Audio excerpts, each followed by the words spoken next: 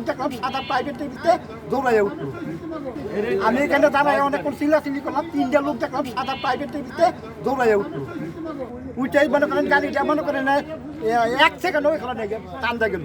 এই রাস্তার মধ্যে আর কোনো লোক না। কোন সময়? এটা 9টার দিকে ঘটনা। সে বলবো মারা গেছে, সে মারা গেছে না, এখানে আনার পরে দোকান বদ্ধ করে শাটার নামানোর সময় ওই ব্যাগ হাতে ছিল, পিছন থেকে ব্যাগ ধরে টান দিছে, সারে নাই, চাপাটিতে কূপ দিছে। 3 জন। এখানে লাইগা পুরা চাপা পড়ে গেছে, আর ফুসফুস কেটে লাগছে, এখানে বুকে কূপ দিয়া ফুসফুস কেটে ফেলে। আমার আপন পিসাতো ভাই। আনুমানিক কত ভরি স্বর্ণ হবে বা ক্যাশ টাকা? আনুমানিক হয়তো 15-20 ভরি স্বর্ণ হবে। আর ওই যে 20 ভরি 25 ভরির মতো হবে। ক্যাশ টাকাও ছিল? ক্যাশ টাকা ছিল।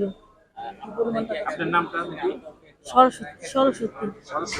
হচ্ছে সিসি ক্যামেরা আমরা দেখলাম, এখানে 4 জন লোক এসে দিলীপ কুমার যখন তালাবদ্ধ করে দোকান থেকে বের হচ্ছিলেন তখন ওনাকে পিছন থেকে আঘাত করে, পরবর্তীতে তালা উনি ঘুরলে ওনার সামনের দিকেও আঘাত করে ওনার হাতে একটি ব্যাগ ছিল।